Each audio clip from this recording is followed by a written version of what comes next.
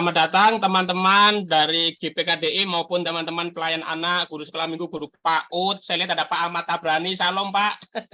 Terima kasih sudah join. Kita bertemu lagi. Nah, saudara, teman-teman, tanpa berlama-lama, saya berikan kesempatan kepada Pak Igria untuk menyampaikan beberapa hal-hal yang perlu kita dengarkan. Mohon di-mute ya teman-teman ya, supaya demi kenyamanan kita mute sebentar. Nanti boleh dibuka pada waktu sesi tanya-jawab. Terus jangan lupa lihat chat, ada kode-kode yang saya perlukan ya, supaya itu untuk kepentingan kami, intern administrasi saya. Terima kasih kepada Pak Igri Siswanto, kami persilahkan Pak, silakan. Cek, suara saya bisa dengar? Di kami terdengar jelas Pak. Oke. Baik, sebelum kita mulai kita berdoa sekali lagi ya. Bapa di dalam surga, kami mengucap syukur. Terima kasih buat kebaikan dan kasih karunia yang sudah Tuhan berikan kepada setiap kami.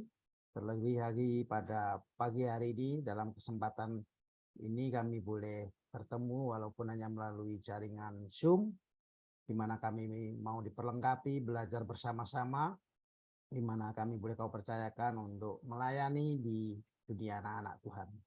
Kami percaya bahwa apa yang kami pelajari semuanya untuk hormat dan kemuliaan nama-Mu, dan kiranya Tuhan memberkati setiap kami. Di dalam nama Tuhan kami Yesus Kristus, kami mengucap syukur dan berdoa. Haleluya. Amin. Ya, Salam teman-teman semua. Terima kasih buat kepercayaan dan kesempatan yang diberikan kepada saya untuk menyampaikan materi ini. Terima kasih Mas Priyo, sahabat lama saya. Kami dulu sama-sama di kampung sekolah minggu ya, di Malang, pelayanan di Papua ya.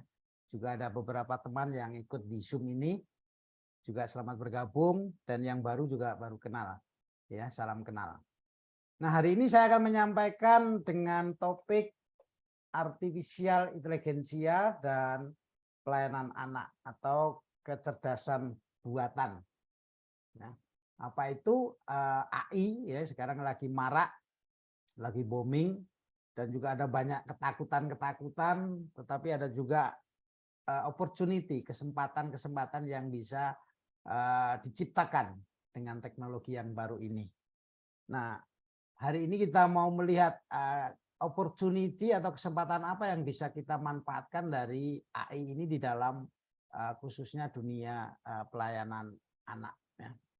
Nah, oleh karena itu sebelum saya memberikan beberapa contoh-contoh praktek yang bisa digunakan di dalam pelayanan anak, saya ingin memberikan sedikit gambaran ya, karena banyak yang masih rancu mungkin memahami tentang AI ya. Nah, saat ini kecerdasan buatan atau AI ini semakin banyak dimanfaatkan di berbagai bidang ya.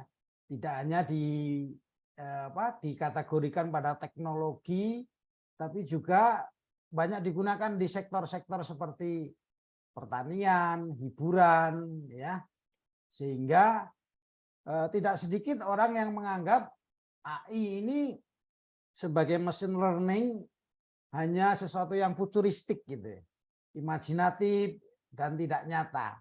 Ya, padahal selama ini tanpa sadar kita selama ini sudah banyak menggunakan AI. Ya, seringkali kita menganggap ini sesuatu yang futuristik, imajinatif karena ada banyak film-film kan yang science fiction yang ditampilkan di bioskop-bioskop maupun di YouTube dan sebagainya.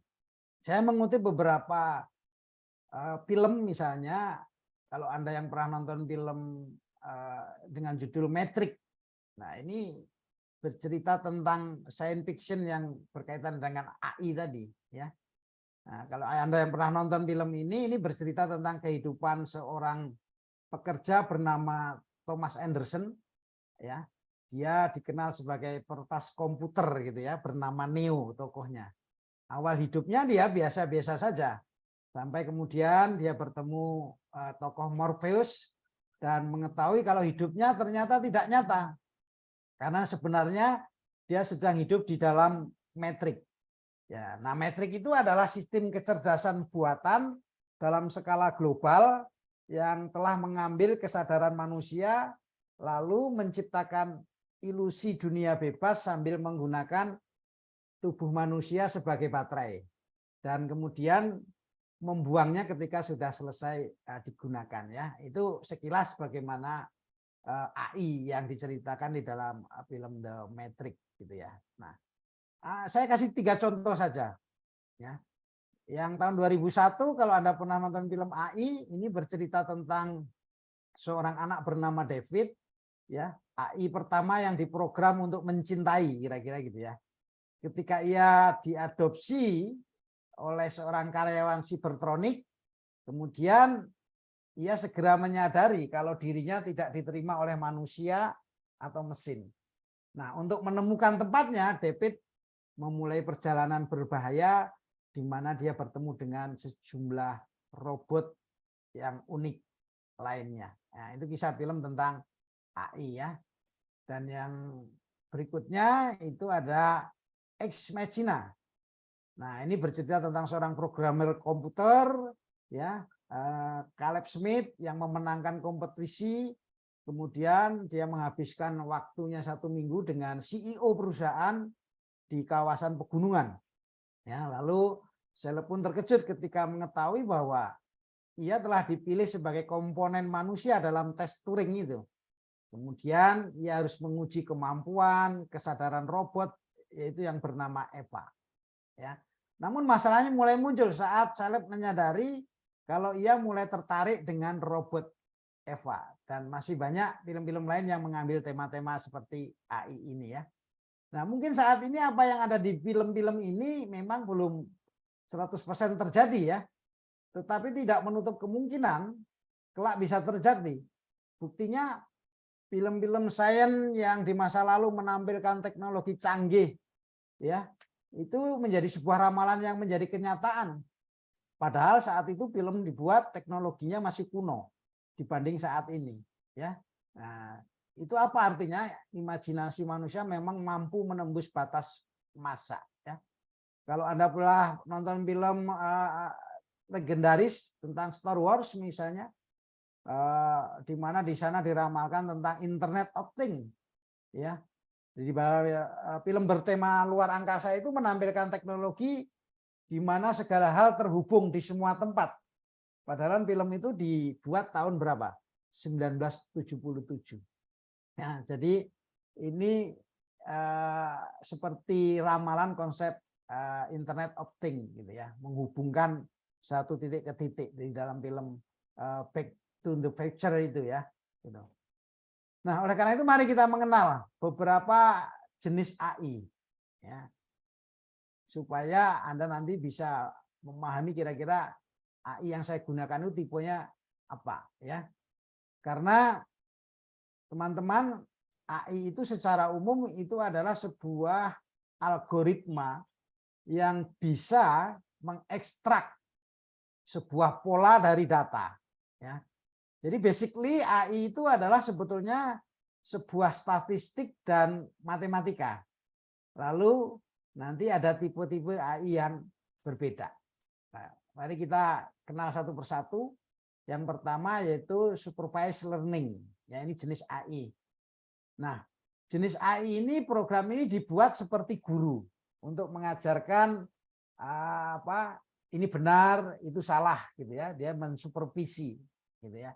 Jadi nanti dia dibuatkan sebuah program, misalnya nanti ada sebuah input, dia akan mengontrol, gitu, mensupervisi apakah hasilnya benar atau salah, kira-kira. Ya.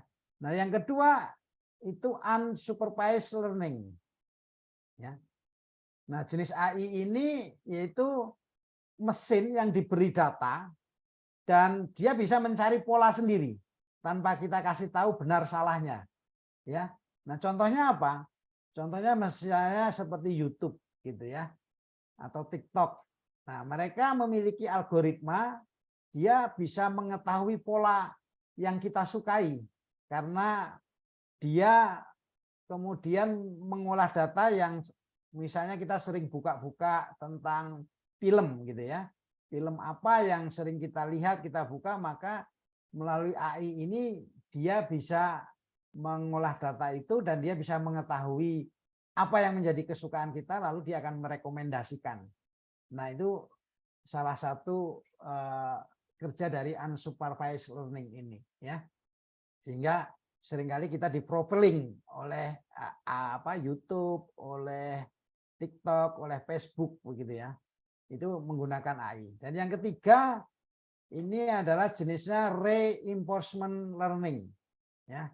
Ini ibaratnya seperti program yang dibuat untuk mengajarkan sesuatu, misalnya seperti bayi gitu ya, yang mulai berjalan tapi nggak diajarin ya sama orang tuanya, tapi dia melakukan dengan cara trial and error. Ya, jadi program itu dia mencoba, kalau bayi itu dia mau berdiri dimulai dari mana, duduk, angkat tangan, ternyata salah, lalu dia coba yang lain, sehingga mereka melalui program itu melakukan trial dan error. Dan yang terakhir jenisnya adalah deep learning. Ya. Nah, jenis AI ini mencoba mereplikasi otak manusia. Ya. Nah, ini yang dikhawatirkan nanti, sekarang memang manusianya masih lebih pintar dari AI-nya. Tapi nanti AI itu sendiri sudah bisa mengajar AI yang lain. Nah, yang ditakutkan kalau AI itu kemudian pintar dan dia bisa melawan, kira-kira gitu ya, membantah dan sebagainya. Nah, ini yang sekarang banyak ditakutkan, kira-kira gitu ya. Nah, teman-teman beberapa tahun melihat pertumbuhan digital di Indonesia seperti online, e-commerce, digital wallet, aplikasi store, ya, itu sebenarnya kita melihat itu memanfaatkan AI. Ya. Nah, nanti bagaimana kita memanfaatkan di dalam dunia pelayanan anak. Nah, survei Mozilla menemukan dari 66.800 responden di seluruh dunia, 10% itu paham tentang AI. Sementara 32% merasa khawatir dengan kehadiran AI. Ya. Di India belum lama ini ada sebuah toko yang pelayannya semua diganti dengan AI gitu ya. Dia lebih efisien, hasilnya lebih bagus dan sebagainya.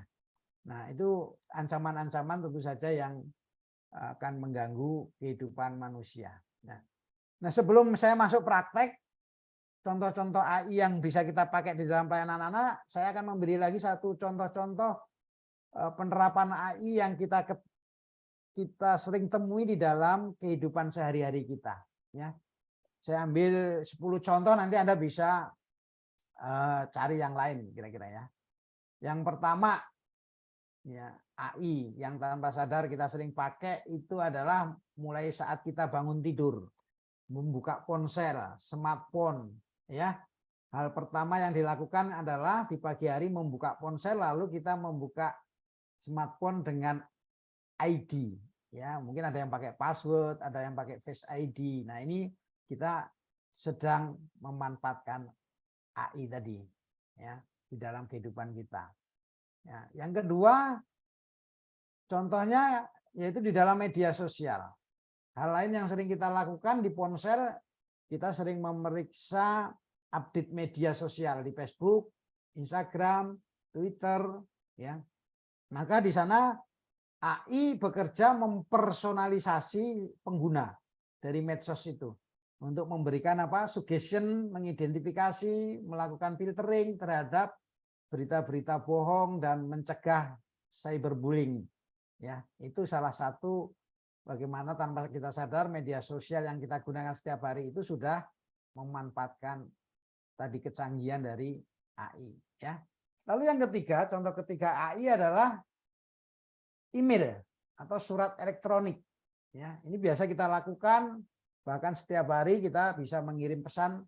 Ya, di sana ada fitur-fitur setting, smart play, ya, contoh penggunaan AI di dalam aktivitas berperan dia menyortir agar pesan-pesan tersebut masuk ke folder yang tepat, ya, di dalam aplikasi kita. Ya. Nah, contoh yang keempat yaitu melakukan searching atau pencarian di web. Nah, aktivitas ini sering kita lakukan di Google, maka ketika kita mengetikkan sesuatu kata, maka Google otomatis memberikan rekomend sehingga akan memudahkan kita melakukan pencarian. Ya. Lalu ada contoh AI yang lain yaitu digital voice assistant, ya seperti Siri, Alexa, Google Voice, ya. Ini menggunakan label language perception dan generator yang ditenagai oleh AI untuk menyajikan jawaban-jawaban. Ya. Misalnya anak-anak sekarang belum bisa baca, belum bisa menulis, tapi dia bisa download game, dia menggunakan voice assistant ini. Dia lalu ngomong, aku mau main game Free Fire gitu ya, langsung keluar gamenya kan, langsung dia download. Ya, ini semua menggunakan kemampuan-kemampuan dari AI. Ya. Nah, yang tanpa kita sering sadari, misalnya kalau kita berangkat kerja, ya Google Map, aplikasi perjalanan, ini juga menggunakan AI, memantau kondisi lalu lintas, ya sehingga pengguna dapat mengetahui kondisi real time dari lintas maupun lalu lintas dan cuaca, dan kemudian juga memperoleh saran untuk menghindari kemacetan. Ya. Dan berikutnya adalah contoh yang keenam itu adalah belanja. Ya. Nah, tanpa sadar kita ini di profiling ya oleh para peritel online seperti Shopee, Tokopedia, Lazada, Amazon, Alibaba dan lain-lain. Dengan memanfaatkan kecerdasan buatan ini, mereka akhirnya merekomendasikan produk yang sering kita lihat-lihat, yang sering kita beli ya. Karena melalui AI dia mengumpulkan informasi terkait referensi dan kebiasaan yang kita beli ya atau konsumen itu, sehingga dia bisa mempersonalisasi pengalaman belanja dari konsumen. Nah, kemudian yang ketujuh itu hiburan ya. Hiburan. Nah, penyedia layanan hiburan seperti Netflix ya memadukan AI dengan data kebiasaan kita ya, preferensi musik atau film pengguna, ini kemudian ditawarkanlah film-film baru yang berkaitan dengan apa yang menjadi kesukaan kita ya. Nah, dia juga bisa memberikan saran, misalnya kalau cuaca lagi jelek atau faktor situasi tertentu, maka layanan hiburan bisa menyajikan hiburan-hiburan yang membangkitkan mood atau pengguna untuk beraktivitas ya. Jadi kalau suasananya lagi sedih, dia bisa memberikan saran, oh kamu nonton filmnya yang ini misalnya begitu dan sebagainya. Ya. Nah kemudian berikutnya adalah game. Ya. Ini contoh AI yang terbaik atau artificial intelligence di dalam kehidupan sehari-hari.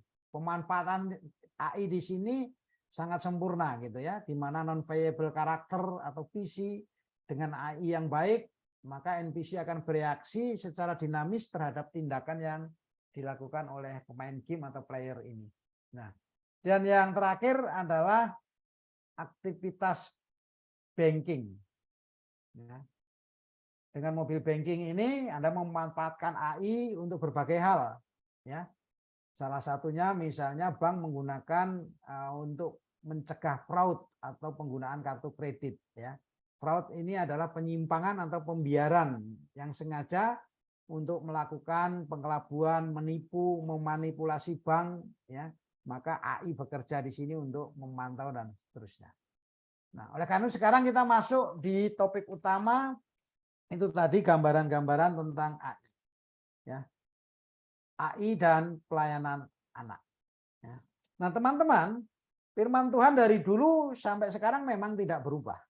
Tetapi paradigma dan cara menyampaikan firman Tuhan itu terus berubah mengikuti perubahan zaman. Ya. Dan dengan AI maka kita bisa menggunakannya untuk menyampaikan pesan-pesan kebenaran firman Tuhan lebih bagus, lebih masif dan sebagainya. Ya. Charles Darwin pernah berkata, yang mampu bertahan makhluk hidup itu bukan karena kuat, bukan karena dia besar, tetapi dia yang mampu beradaptasi dengan perubahan. Nah, AI ini membawa perubahan yang besar di dalam kehidupan kita, maka sebagai pelayan-pelayan anak tentu kita juga harus bisa beradaptasi. Ya, bagaimana memanfaatkan AI di dalam pelayanan di sekolah minggu, maka ini juga akan meningkatkan efektivitas, ya, kemudian interaktivitas juga di dalam personalisasi pengajaran, sehingga Ini tentu akan memberikan pengalaman pembelajaran yang lebih menarik dan efisien ya kepada anak-anak sekolah minggu kita. Nah, AI yang pertama kita bisa gunakan yang lagi marak namanya ChatGPT. Ya, ChatGPT. Ini yang lagi booming dan mungkin sebagian teman-teman sudah banyak menggunakan daripada ChatGPT ini. Ya, yang belum pernah menggunakan saya infokan secara cepat saja slide-nya. Nanti saya coba praktekkan. Jadi Anda bisa masuk mulai dari Google, baik itu handphone maupun dari laptop. Nanti ketik saja di situ ChatGPT, ya. Kemudian setelah Anda ketik di Google ChatGPT, Anda akan ditampilkan sebuah list seperti ini. Anda pilih yang openai.com. Ya, pilih saja di situ, lalu Anda klik, maka selanjutnya Anda diminta untuk melakukan sign up. Ya, jadi kalau Anda belum punya email, siapkan email dan passwordnya. Ya. Jadi kalau Anda sudah pernah login, Anda tinggal login. Ya, di situ nanti Anda diminta untuk mengisi email. Ya, tapi kalau Anda sudah pernah, Anda cukup sekali saja. Ya. Jadi Anda kalau baru pertama kali pilih apa? Sign up. Ya, setelah itu Anda pilih email Anda. Ya, Anda bisa langsung kalau sudah email Anda sudah tersimpan, Anda tidak perlu ngetik. Anda tinggal pilih continue with Google, nanti akan keluar daftar emailnya yang sudah pernah digunakan di situ. Kemudian Anda tinggal pilih saja. Ya, seperti punya saya. Nah, kemudian nanti kalau sudah berhasil dia akan tampil layar seperti ini. Ya. Nanti Anda tinggal mengetikkan. Nah, menggunakan ChatGPT ternyata ada tipsnya, ya. Jadi Anda harus membuat sebuah struktur pertanyaan supaya output atau jawaban dari ChatGPT ini menghasilkan output yang bagus, ya. Misalnya saya ingin yang pertama membuat pertanyaan yaitu tampilkan 5 cerita populer ya, cerita Alkitab ya, cerita Alkitab yang populer bulan Juli.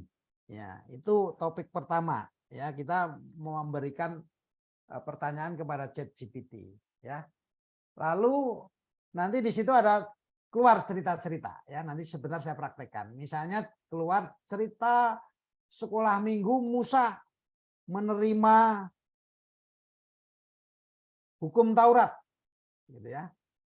Misalnya sekolah minggu Musa menerima hukum Taurat, salah satunya misalnya begitu dari 5 tadi ya, dari Keluaran 19 sampai 20 ya. Lalu setelah itu kita tanya lagi pengajaran apa yang ada di dalam cerita Musa menerima hukum Taurat. Lalu alat peraganya seperti apa? Gitu ya. Lalu aplikasi cerita itu di dalam kehidupan anak-anak seperti apa, ya.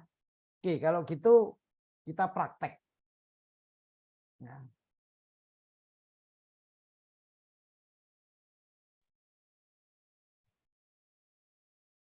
Dengar? Bisa ya? Iya, Pak. Oke.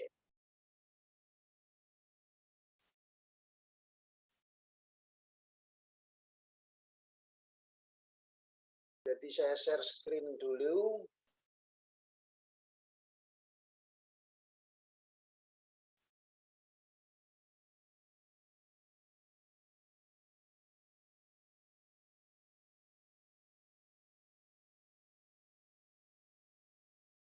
Oke, sudah kelihatan layarnya. Nah, nanti Anda masuk di Google. Seperti ini. Lalu Anda ketik tadi ChatGPT.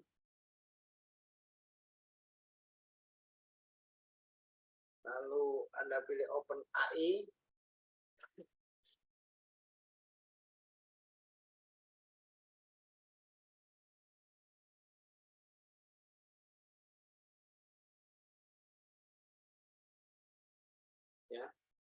Nah, kalau sudah tampil maka dia seperti ini. Anda bisa ketik misalnya tampilkan ya 5 cerita populer cerita Alkitab ya yang populer di bulan Juli. Nah, ini ada bagian yang hijau ini, Anda klik ya, atau enter ya, atau send message ini. Begitu Anda enter, maka dia akan keluar di situ cerita-cerita yang populer itu ya, ada 5. Anda tinggal pilih ya. Misalnya di sini Anda ingin membuat cerita ini, kisah Adam yang makhluknya pertama oleh Allah di Taman Eden. Ini Anda blok, Anda copy, Anda tanyakan lagi di ChatGPT sini. Ya, lalu Anda enter lagi, maka nanti ceritanya dia akan keluar di sini.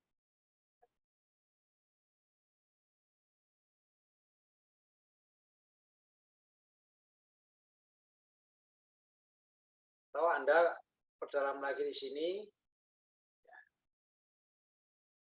buatkan cerita setelah itu tentang yang Anda klik.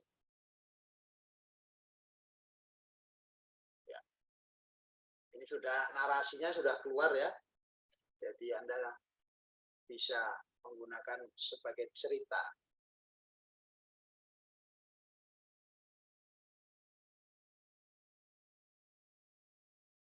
Lalu berikutnya Anda bisa tanya alat peraganya seperti apa. Ya. Alat peraga untuk cerita Adam dan Hawa tadi ya. Alat peraga sekolah minggu.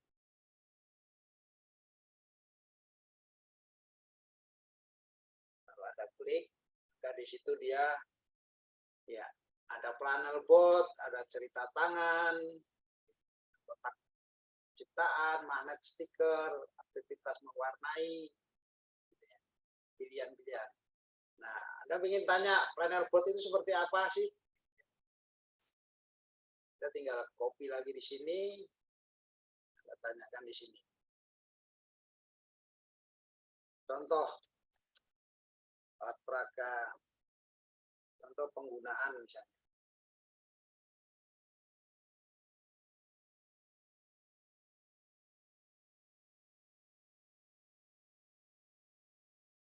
Ya, di sini lengkap ya, instruksi dan sebagainya. Jadi kita sebagai pelayan anak akan dimudahkan.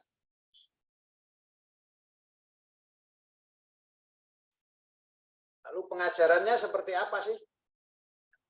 Pengajaran tadi kita ada bertulis pengajaran dari cerita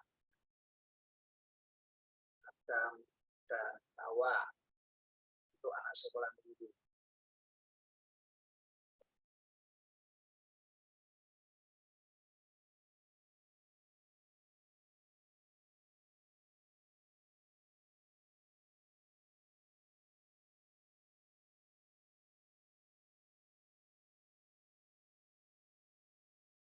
Sinyalnya agak lemot.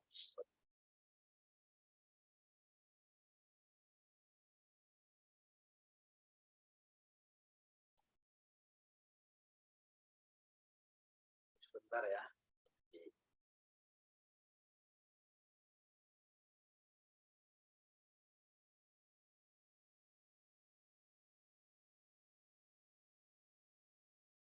Ya nanti kalau keluar di sini akan keluar apa nilai-nilai yang bisa diajarkan kepada anak-anak dari cerita Adam dan Hawa ini.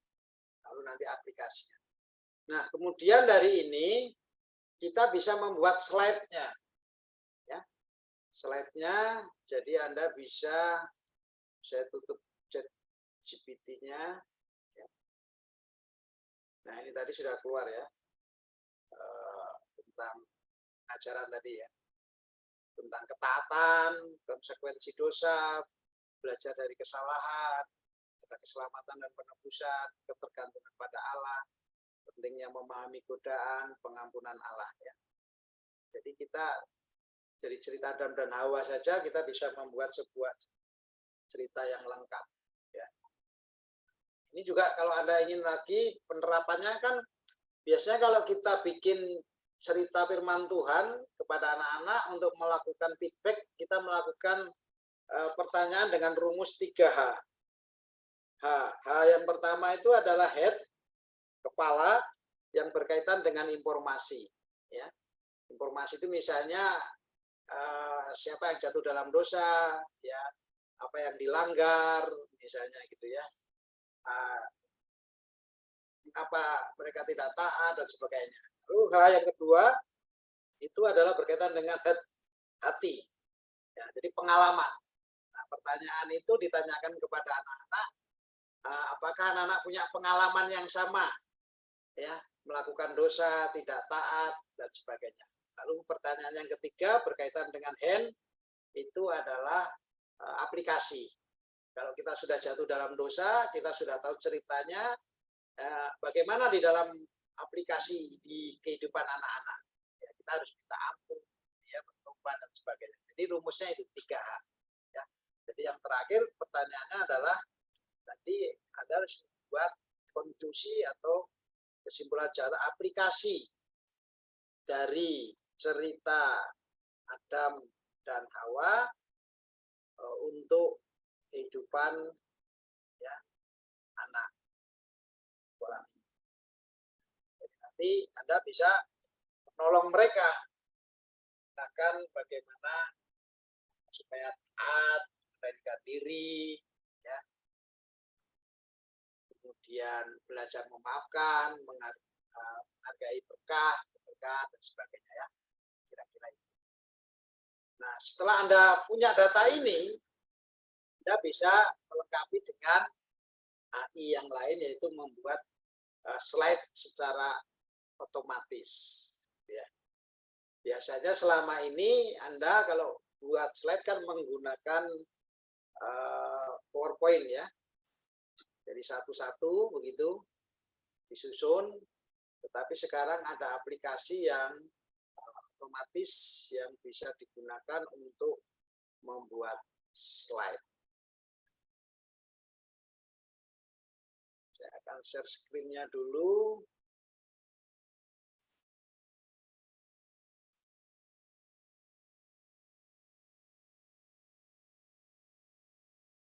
Sampai di sini kalau ada yang mau bertanya boleh silakan sambil chat. Saya sambil siapkan materi berikutnya.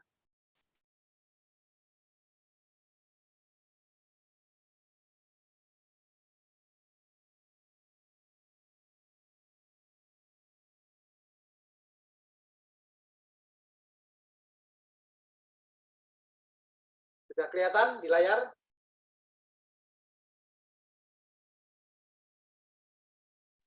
Sudah, Pak. Sudah ya. Oke, kalau tadi kan kita bikin materinya, sekarang kita bikin presentasinya, ya. Jadi kita menggunakan kecerdasan buatan. Ada banyak sekali di internet aplikasi-aplikasi AI ini untuk membuat presentasi, ya. Ada Slido, ada Tom, misalnya Anda tinggal ketikkan judul dan poin-poin, maka dia langsung dibikinin slide. Kita akan pakai salah satu contohnya itu Slido. Ya, Slido ini nanti sama, ini ada yang free, ada yang berbayar. Sama seperti ChatGPT kan, free dan berbayar. Ya. Kalau berbayar ya pasti banyak pilihannya lebih canggih. Jadi nanti Anda ketik Slido, lalu Anda pilih yang free, klik free yang AI Presentation Maker itu. Kemudian nanti Anda diminta melakukan sign up. Sign up, nanti di situ Anda bisa mengisikan nomor email. Ya, nanti kalau Anda sudah berhasil sign up, maka akan kelihatan profil Anda. Di pojok kanan atas itu ada foto saya ya. Itu ada premium plan misalnya di situ. Kalau sudah seperti ini, Anda tinggal bisa mulai. Anda nanti tinggal klik get started itu. Ya. Maka nanti Anda akan dibawa ke dalam tampilan menu seperti ini. Ini contoh saya membuat cerita tentang Musa slide-nya. Momen penerimaan hukum Taurat. Saya hanya ketikkan cerita Musa menerima hukum Taurat. Itu langsung keluar slide-nya lengkap dan gambar-gambar. Oke. Kita praktek langsung saja.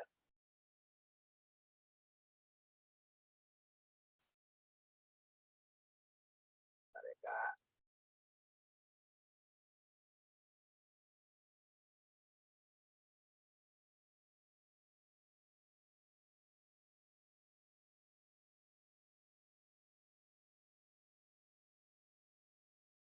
saya share screen dulu.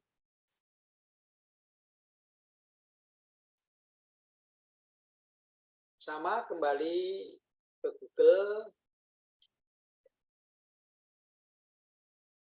Bisa pakai HP maupun bisa pakai laptop ya. Kalau saya lebih suka pakai laptop, kalau lebih besar gitu ya. Lalu nanti Anda ketik slides go ini. Ya, Anda klik. Ya, ini ada pilihan, tapi Anda pilih yang free AI. Ya, yang free AI Presentation Maker ini. Anda klik. Maka karena saya sudah melakukan sign up, mengisi email dan password saya, maka otomatis ada masuk di sini ya. Ada profil saya sudah terdaftar di sini. Tapi prinsipnya sama seperti waktu Google ChatGPT tadi, Anda diminta sign up. Jadi Anda tinggal get started ini, memulai membuat aplikasi. Nah, di sini bentuk-bentuk simpelnya, tampilannya Anda ingin seperti apa. Misalnya di sini ada pilihan-pilihannya. Saya pilih yang simple black size slide ini ya. Saya klik, lalu saya generated. Ya, topiknya di sini Anda ketik. Ya. Tadi misalnya cerita seperti itu tentang Adam dan Hawa. Ya. Oke. Lalu Anda unspecificnya ini Anda pilih kreatif ya atau fun atau casual gitu ya. Nah, saya pilih kreatif di sini. Nah, untuk membuat slide-nya tinggal tunggu beberapa menit, Anda tinggal klik generate presentation ini, nanti otomatis dia akan keluar slide.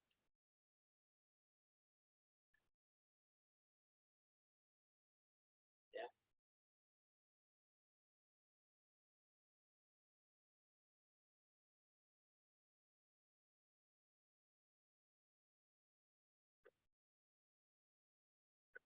Ditunggu saja nanti beberapa menit, nanti dia akan tampil slide-nya.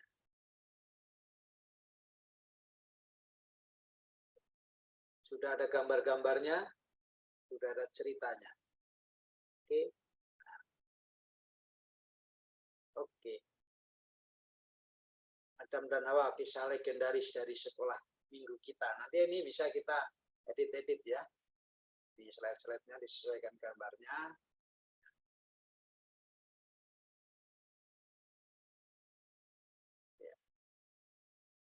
Kata-katanya mesti dicek ulang gitu ya.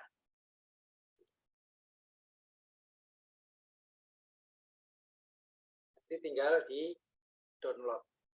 Oke. Ada lagi juga menggunakan Tom. Ya. Anda juga bisa menggunakan Tom. Ya. Oh, sorry, saya belum share ya.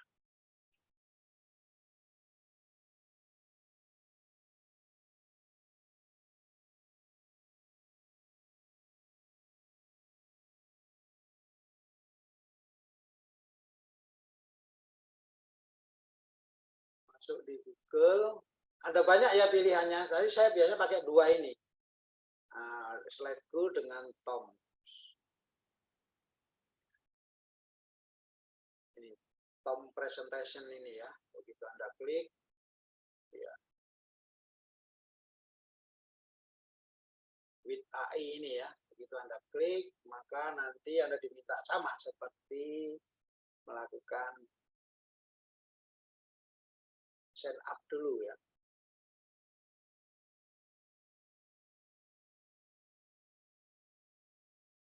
Nah, ini tampilannya sudah keluar. Di pojok kanan atas itu ada tulisan create. Anda tinggal klik saja create.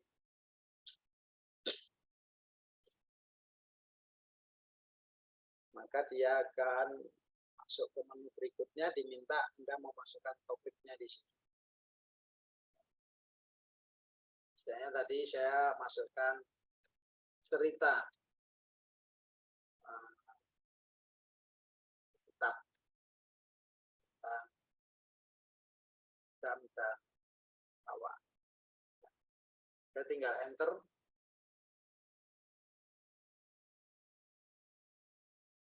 Dia sudah mengenerate otomatis. Ya, ini sudah keluar semua slide-slide-nya.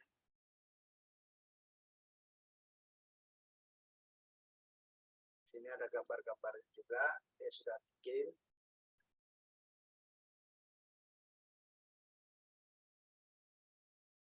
Anda tinggal pilih keep ya di situ. Nah, nanti untuk lihat slide yang lainnya tinggal Ctrl K. Ctrl K.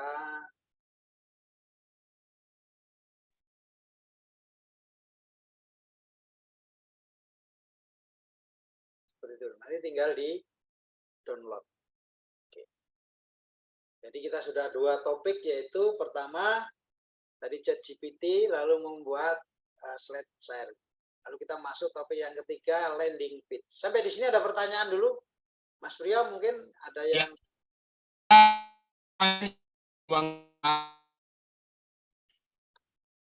suaranya putus-putus, Mas.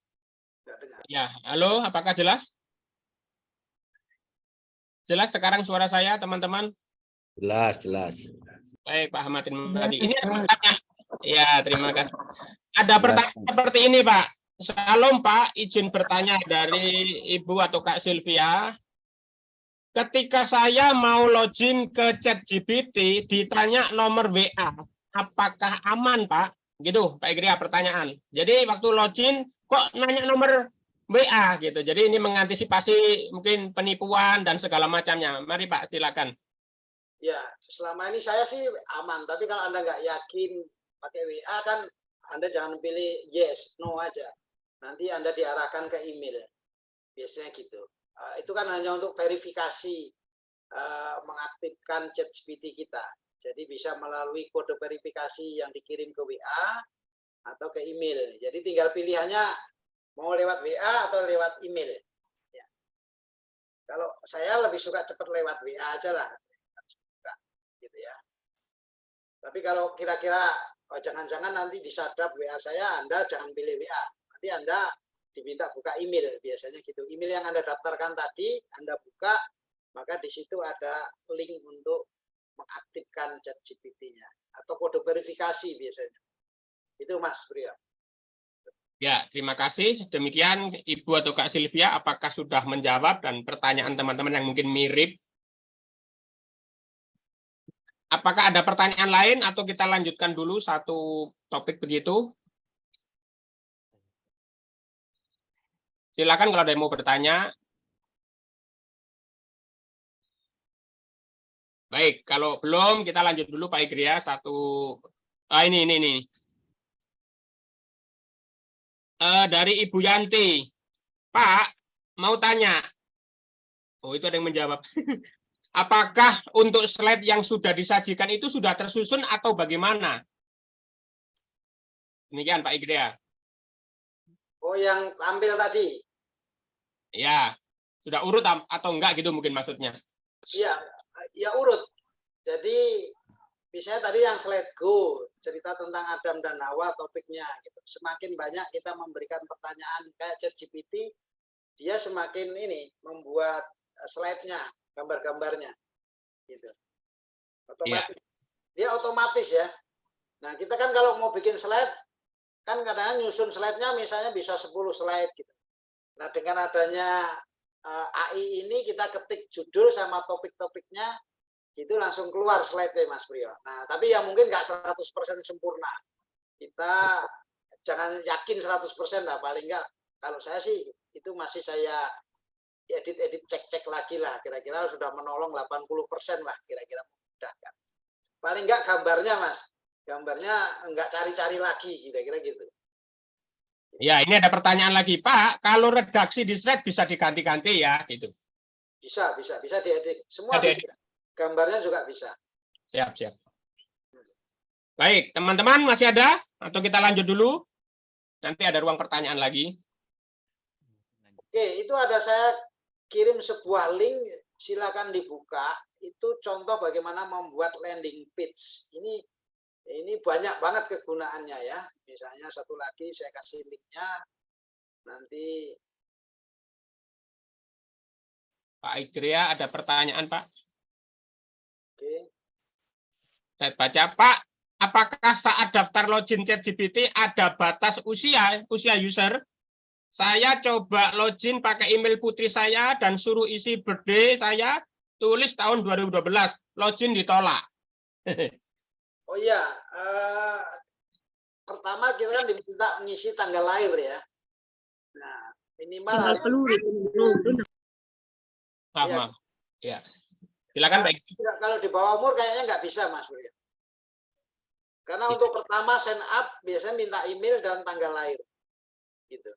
Betul. Ya, demikian ya, Ibu Teresia. Sudah dijawab. Nah, oke Pak, kita mungkin lanjut dulu Pak. Nanti mungkin ada pertanyaan, Bapak Ibu silakan chat saja, nanti pasti dijawab. Terima kasih. Ya.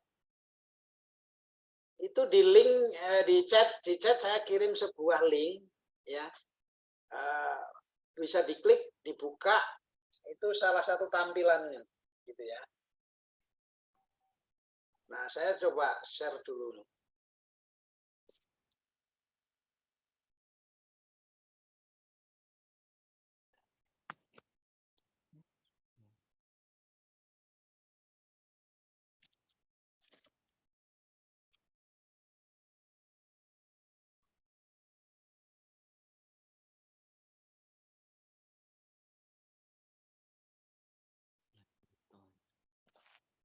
Teman-teman mungkin sering buka IG, Facebook, buka TikTok ya, seringkali kan dapat iklan. Nah, iklan yang satu halaman itu kan promosi jualan apa, nanti kalau mau pesen diklik, itu disebut landing page. Ya itu bikinnya gampang sekali. Gitu ya. Nah, salah satunya misalnya ini ada saya bikin landing page ya. Ini saya simpan di dalam satu link, lalu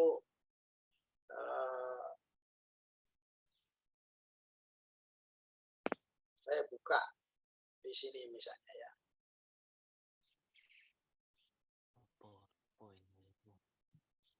Berarti galiknya bawah tadi kan memang kecil aku.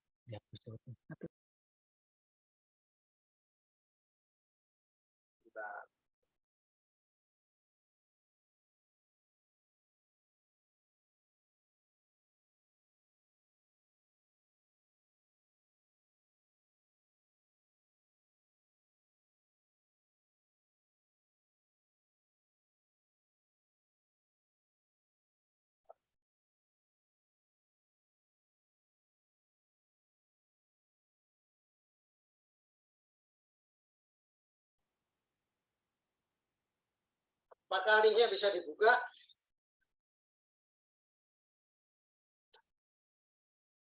Siapa yang udah bisa buka linknya?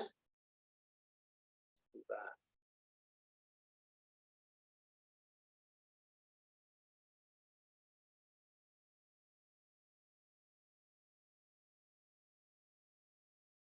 Yang mana Pak? Tribelio ini ya? Iya, boleh. Sudah bisa, Pak. Kelihatan ya, ada di situ ya. Sebentar, saya tulis. Bisa, Pak. Nah, teman-teman tahu nggak cara bikinnya itu?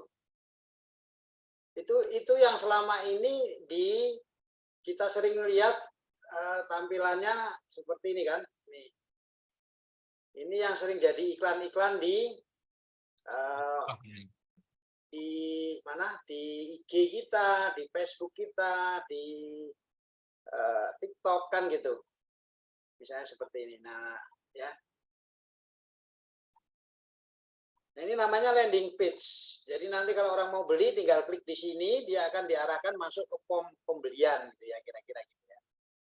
Nah, misalnya ini klik ya, ini kalau kita mau jualan kan misalnya gitu. Itu yang namanya landing page, nanti pesen masuk order kira-kira gitu ya. Nah, ini kita bisa kalau ini kan dimanfaatkan untuk jualan. Kita kan bisa manfaatkan untuk di dalam pelayanan kira-kira gitu. Ya.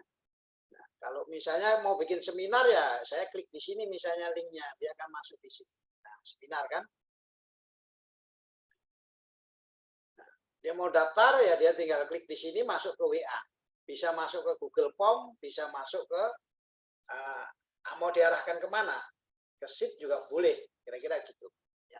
Ini gunanya daripada landing page. Gitu ya. Kita mau coba bagaimana sih mengenal landing page dan cara membuatnya. Saya share dulu, share screen-nya. Sorry.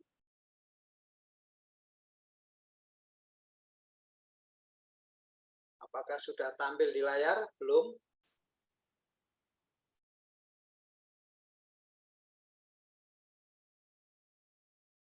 Sudah? Sudah kelihatan? Sudah, Pak. Sudah ya? Ya.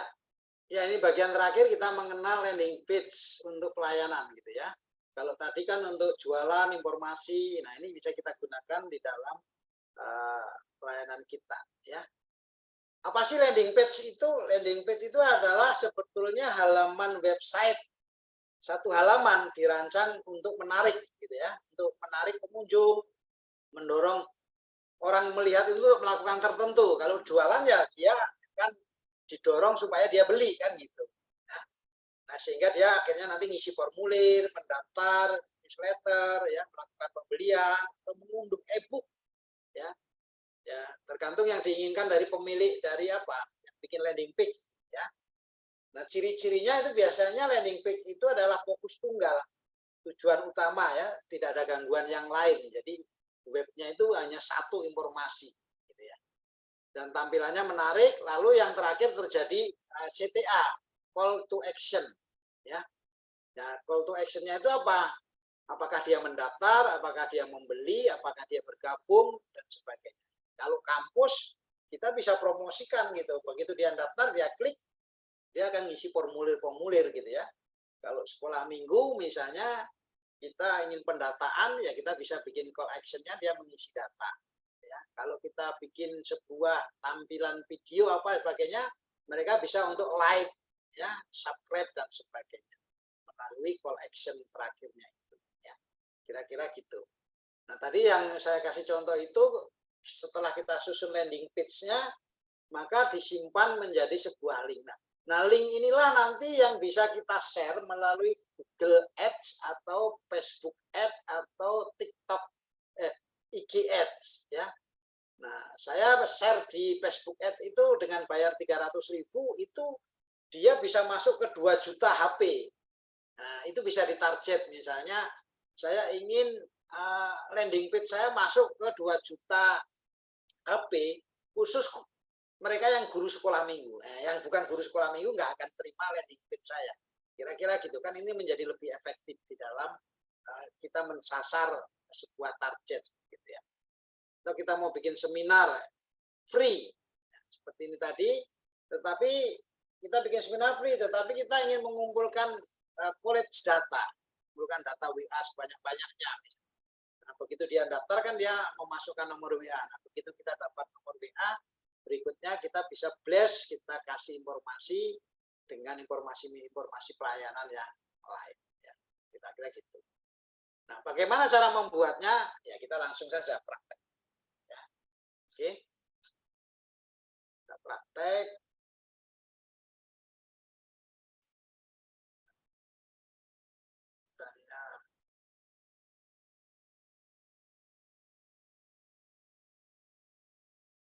Sudah kelihatan share screen saya? Belum. Sudah kelihatan gambar orang duduk. Oke. Nah, jadi saya menggunakan namanya aplikasi Tribelio. Tribelio, ya. Di Tribelio ini, di sini sama ada free berbayar. Nah, saya pakai lalu karena saya sudah login, saya masuk di sini.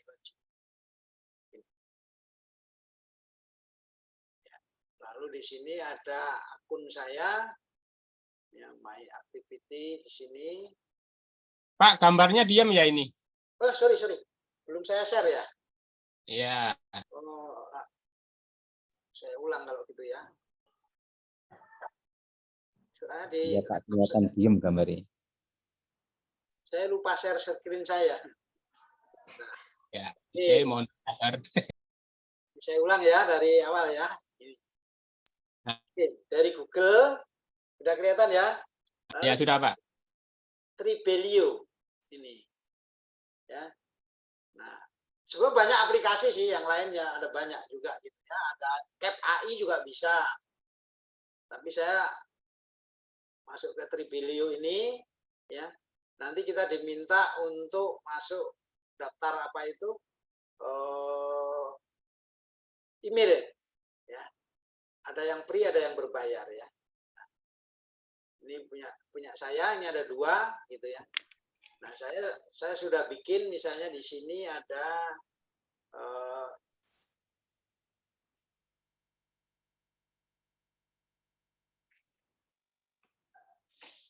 ya, ini landing page yang saya bikin ya.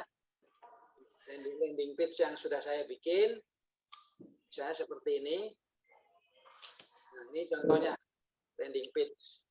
Nah, cara bikinnya gimana? Gampang. Ini cara bikinnya tinggal di sini ada buat landing page bagian kanan atas itu, tinggal diklik ya.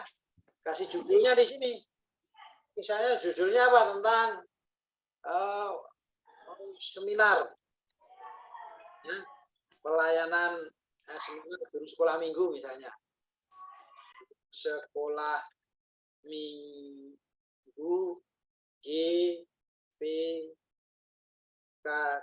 misalnya gitu ya. Deskripsinya apa ini? Misalnya untuk membuat kreativitas, misalnya kreativitas dan alat peraga. Nah, linknya di sini Anda tulis saja di sini seminar ya. Seminar underscore sekolah minggu dari underscore GPKDI ya. Ini linknya nanti ya. Jadi linknya seperti ini. Ya. Lalu Anda bisa mulai. Nanti dia akan dibawa ke halaman menyusun landing page atau website satu halaman. Ya, seperti ini. Ini Anda tutup template-nya. Ya, tinggal Anda tambahkan add komponennya saja. Anda klik di sini, misalnya bentuknya apa? Teks pertama. Ya, klik aja teks. Di sini Anda tulis judulnya. Ya, Anda tulis judulnya. Misalnya seminar tadi free.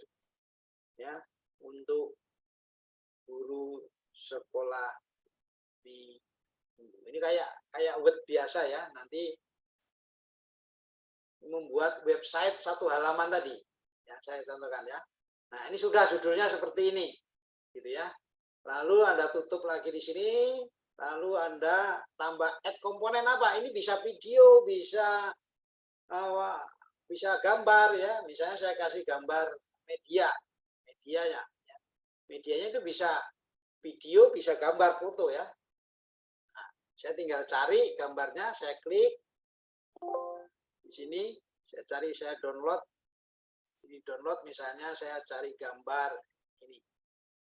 Ya, saya klik. Nah, sudah keluar di sini gambarnya, susun, sip. Ya.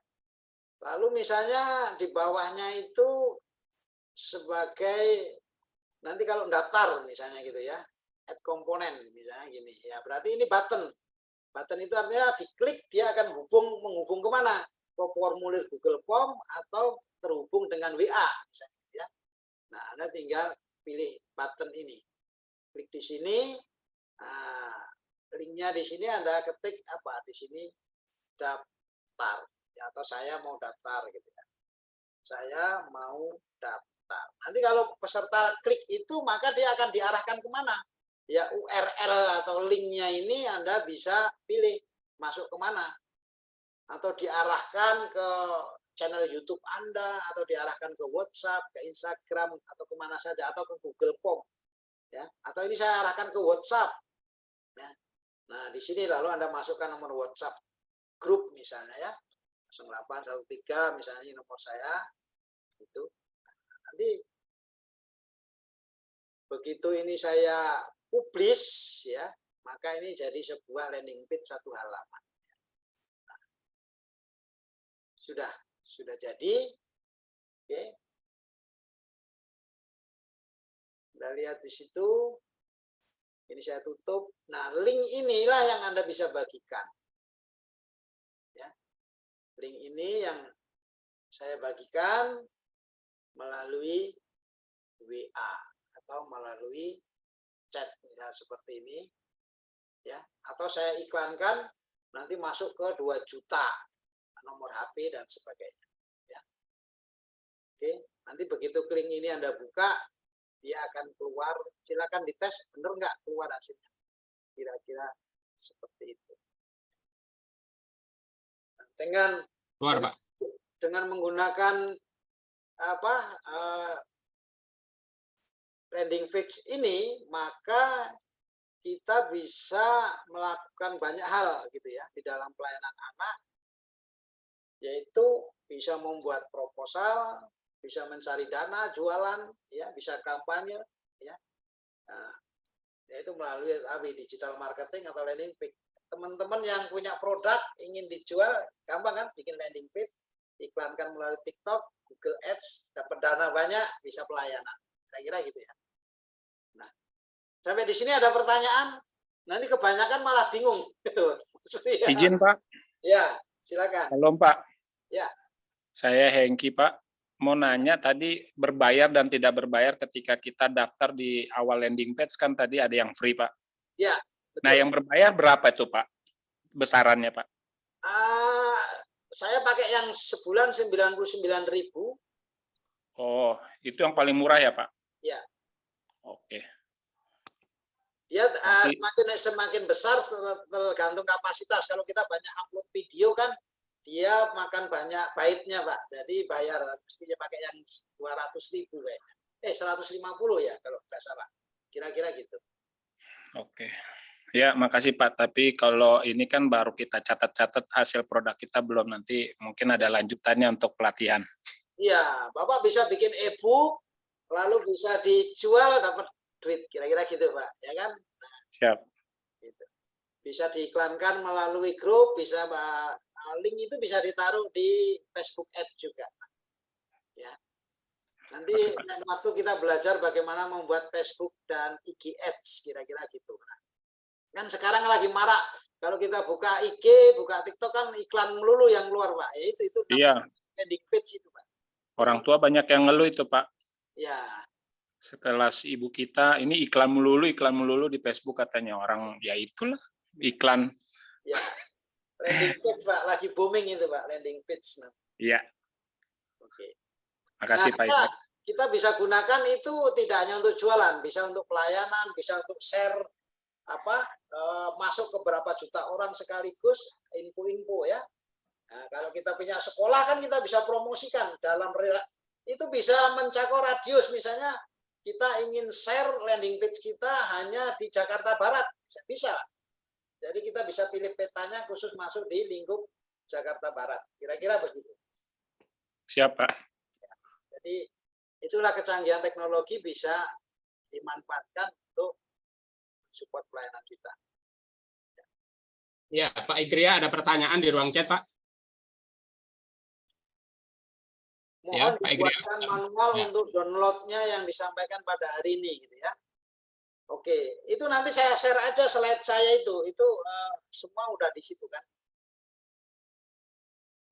Petunjuknya tadi di slide itu nanti saya boleh dibagikan ya, Mas Priyo. Boleh, boleh. Itu sebagai nanti urut-urutannya ikutin itu pasti bisa.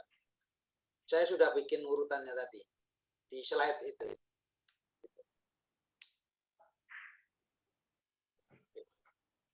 Kira-kira setelah ini punya bayangan mau bikin apa, pelayanannya bisa tambah maju atau tambah bingung? Kalau pelayanan pasti itu Pak. Yang pasti kita langkah kedua itu marketplace-nya bagus itu menurut saya.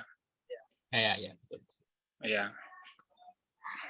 Karena kalau pelayanan kan terbatas ya untuk income, tapi bagaimana kita mencari dana untuk pelayanan sebenarnya dari marketplace yang tadi landing page ini yang bisa menjangkau 2 juta orang, kita nggak usah promosi banyak kertas keluar, event-event, tinggal desain aja sih yang saya lihat dari modelnya Pak Igre ini, kita tinggal koordinasi sama yang ahli desain grafis ya untuk membuat flyer. Betul. Gitu. Nanti tinggal klik buttonnya, tinggal diarahkan mau kemana, ke Google Form atau ke call action pembelian, atau itu tergantung kita aja kan. Yang penting promonya bagus, kira-kira. Ya, teman-teman ada pertanyaan lain? Silakan. Mungkin udah rencana jualan keripik atau jualan, silakan. Sambil mendukung pelayanan ya tentunya. Oke, ada pertanyaan? Silakan. Teman-teman kita di Muslim itu melakukan ini semua loh, Mas. Ya luar biasa. Mereka anak-anak muda itu cari duit 20-40 juta gampang karena yaitu komunitas landing page. Lihat aja landing page mereka itu yang membanjiri Facebook kita, IG kita. Itu buatan mereka-mereka semua. Gitu. Ya kebetulan saya masuk ke komunitas mereka, saya belajar dengan mereka, saya tahu. Gitu. Nah ini yang saya coba tularkan ke teman-teman pelayanan kita gitu, supaya kita kalau punya duit kan paling enggak ya pelayanan bisa jalan gitu kira-kira. Ya, pertanyaan Pak dari Bu Yati, Pak maaf kalau yang free apakah ada yang nggak berbayar? Ada. Tadi ada Bu ya. Ada, cuma yang free itu kalau kita mau bikin landing page yang ada videonya, ada Trial itu jelek. Itu terbatas gitu ya, gitu. Biasanya gitu. Ya, oke Pak Igria. Ada lagi pertanyaan? Ada yang mau bertanya, Bapak Ibu sekalian, teman-teman dari GPKDI maupun teman-teman dari yang join pada pagi ini, terima kasih. Silakan. Oh ini ada resen. Ya, oke, silakan. Ada resen, silakan. Kak Gina atau Ibu silakan kalau mau bertanya. Ada 3 resen, ini mana aja nih? Iya. Silakan. Kebetulan bukan Gina suaminya yang bertanya. Oh Pak Jun. Iya. Wah ini prank ini. Silakan. Iya, ini soal ChatGPT tadi. Mungkin menurut Pak Siswanto, apakah itu akurasinya seperti apa? Kalau misalnya mencari sumber dari, maksudnya dari firman Tuhan soal cerita-cerita tadi, apakah perlu dicek lagi atau sudah sebenarnya 100% akurasi seperti yang Alkitab gitu. Takutnya ini hanya kekhawatirannya itu kan hanya ChatGPT, jadi sebuah analisis yang bisa saja salah atau bisa saja tidak sesuai. Nah mungkin itu yang kalau digunakan menurut Pak Siswanto sendiri akurasinya seperti apa? Apakah sudah sesuai dengan menurut pengalaman Pak Siswanto sudah alkitabiah? Maksudnya takutnya kita kan biasanya kalau ChatGPT hanya copy paste begitu gitu. Kecuali kalau nggak ngedit kalau buat PowerPoint mungkin masih bisa edit segala macam ya.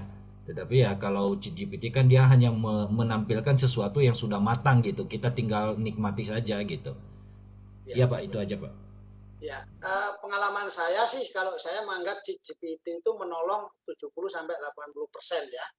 ya apa yang kita perlukan kira-kira gitu. Itu perlu direvisi karena tadi saya sudah sampaikan di awal bahwa ChatGPT itu kan tergantung dia data yang masuk ya. Jadi biasanya dia kan mengolah data-data yang sudah masuk, semakin data banyak yang tersimpan di base data dia kan semakin canggih biasanya kalau kita. Nah, saya pernah cek kalau Anda tanya tentang Mojopahit, dia juga jawabnya ngaco begitu ya. Jadi jangan percaya 100% karena dia enggak punya database Majapahit ternyata dia. Yang mana tanya. Tapi kalau Anda tanya tentang teknologi yang terbaru, terkini dia hampir akurat gitu ya. Nah, tapi menurut saya 80% lah, 70-80% bisa kita percaya kalau dengan yang ya apa zaman-zaman milenial kira-kira gitu ya. Atau firman Tuhan, saya masih menganggap 70-80 lah Pak, kira-kira gitu. Itu biasanya Iya, Pak. untuk direvisi lagi.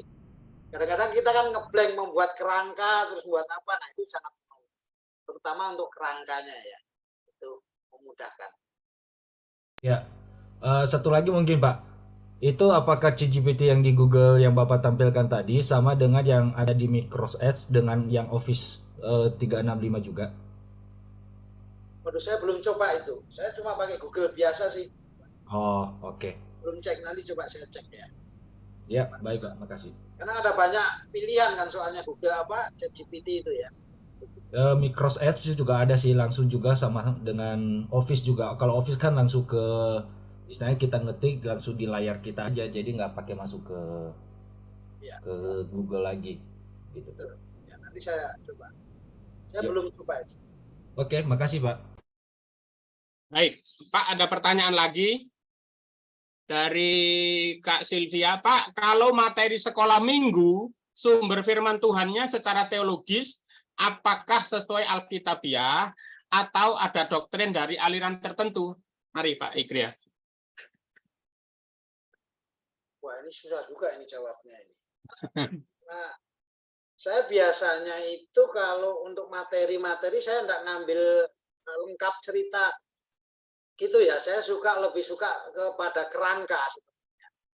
Itu sangat menolong ke kerangkanya, lalu baru nanti saya mencari memperlengkapi kerangka-kerangka itu dengan referensi. Itu yang menolong saya gitu. Kalau lengkap ceritanya saya belum lihat seluruhnya ya gitu. Misalnya tadi cerita tentang misalnya Adam dan Hawa gitu. Saya nggak ambil semua, itu tadi hanya contoh aja, tapi saya lebih suka ambil kerangka. Kerangka itu poin-poinnya, lalu nanti dari poin-poin itulah saya kembangkan, lalu saya cari referensi, itu lebih aman menurut saya begitu. Karena kadang-kadang juga bisa ngaco juga GPT jawabannya kan begitu.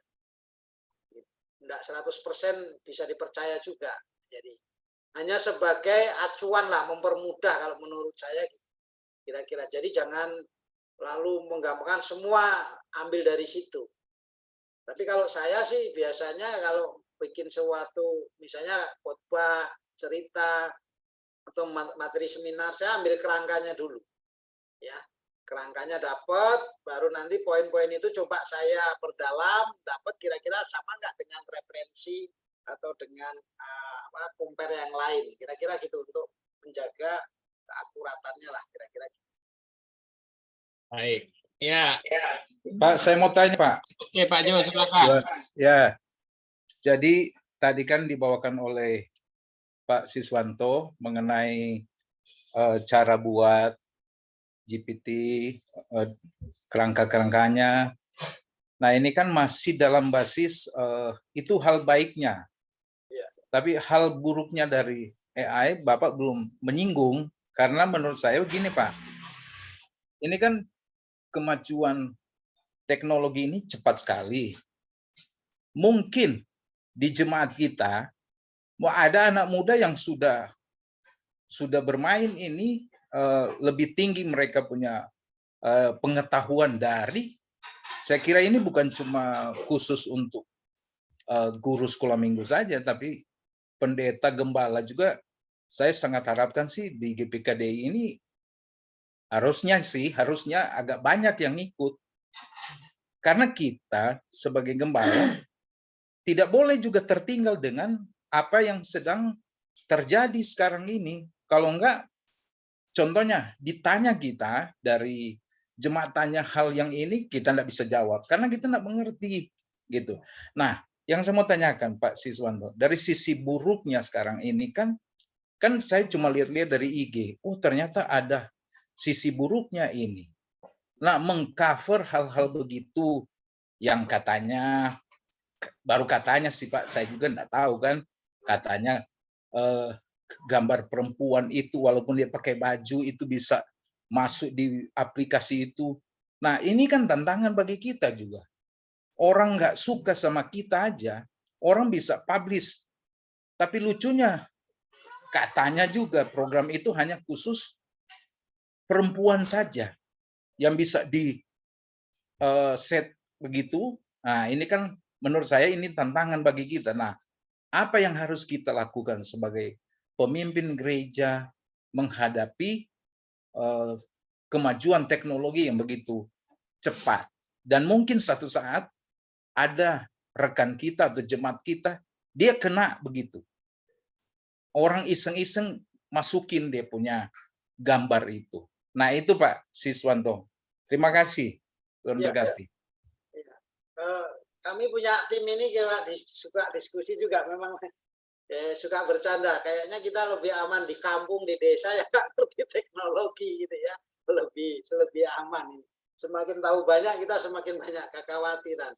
Ya, teknologi itu seperti pisau memang Pak, bermata dua gitu ya. Di satu sisi kalau kita gunakan untuk kebaikan bisa baikan, tapi eksesnya juga banyak kan gitu. Nah,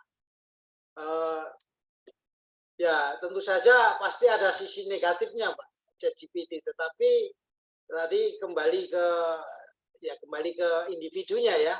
Tadi bagaimana gereja bisa mensosialisasi, membentengi. Nah, sebenarnya seperti contoh-contoh seperti ini kan, misalnya kita sebagai dosen ya, Pak Ahmad ini sebagai ketua staf misalnya gitu kan, mahasiswa sekarang bikin skripsi kan gampang Pak. Dari sisi jeleknya kan itu dipermudah kan sebetulnya, tetapi dari sisi kan dia menjadi tidak kreatif, tidak banyak plagiat dan sebagainya. Nah, tetapi dengan kita juga mengetahui kan sekarang ada software yang bisa mendeteksi misalnya plagiat-plagiat tentang skripsi, tesis dan sebagainya ya. Tapi saya yakin setiap bagian-bagian itu ada cara untuk mengatasi dan menangkalnya. Jadi kalau saya sih bilang gini, sekarang ini kok nggak ada orang pinter, yang ada orang tahu lebih duluan aja, kira-kira gitu Pak. Jadi saya mungkin dianggap pinter, tapi karena sebetulnya setelah Bapak Ibu tahu ya sama. Karena saya lebih dulu tahu aja buka. Tapi sekarang setelah saya kasih tahu ya kita sama sekarang. Jadi sekarang teknologi ini juga memacu siapa duluan lihat, siapa duluan tahu, sehingga sepertinya dia di depan.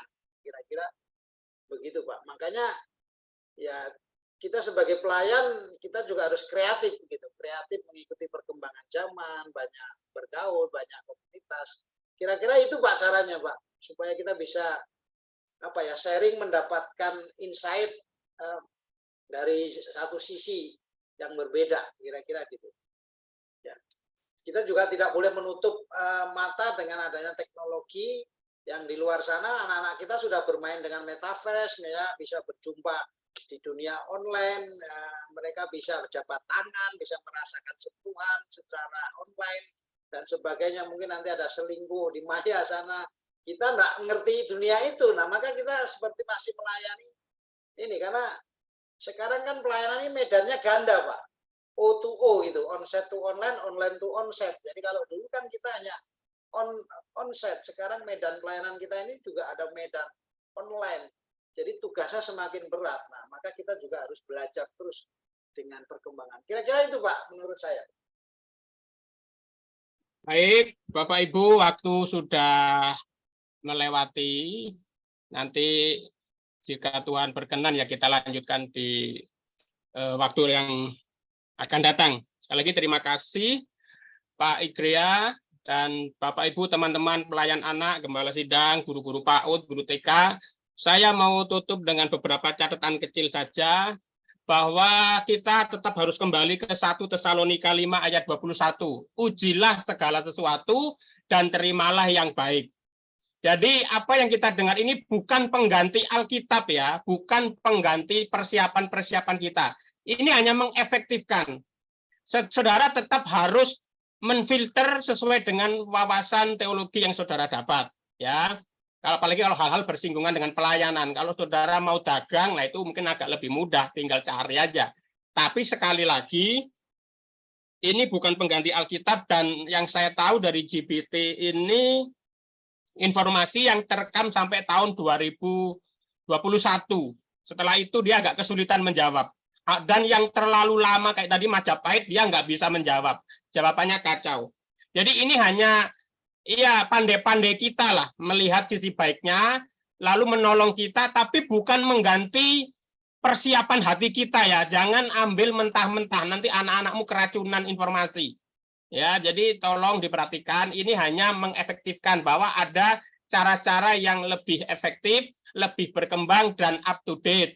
Tapi sekali lagi tidak menggantikan Alkitab dan tidak menggantikan persiapan pribadi kita dalam melayani, mengajar, dan sebagainya. Sekali lagi, ya kita kembali ke persiapan dan hubungan kita dengan Tuhan. Teknologi menolong, tapi tetap harus kita saring. Nah, itu saja. Sekali lagi terima kasih Pak Igrea sudah menyampaikan beberapa hal yang membuka wawasan dan kiranya ini memaksimalkan dan dapat mengefektifkan pelayanan anak kita. Kita akan tutup doa kita. Saya lihat dan saya mohon dengan kasih Kristus Bapak Ahmad Tabrani. Mari Pak, boleh menutup acara kita dan memberkati kita pada pagi ini. Mari teman-teman kita berdoa dan saya persilakan Pak Ahmad Tabrani. Salam, mari kita berdoa. Bapa di surga, terima kasih buat pengetahuan yang Tuhan berikan kepada kami pagi ini. Memberkati hamba-Mu Pak Igrea, biar hamba-Mu ini, keluarganya, pelayanannya semakin diberkati oleh Tuhan. Memberkati semua hamba-hamba Tuhan, para penggiat anak di GKPDI, supaya terus dipakai Tuhan, memuridkan anak-anak dan makin banyak anak-anak yang bertumbuh, semakin mengasihi Tuhan. Terima kasih Bapa, kami mengucap syukur untuk berkat-Mu dan biar hikmat-Mu menyertai kami dalam kami menggunakan teknologi bagi pelayanan kami masing-masing. Terima kasih Bapa, di dalam nama Yesus kami berdoa, kami mengucap syukur. Haleluya. Amin.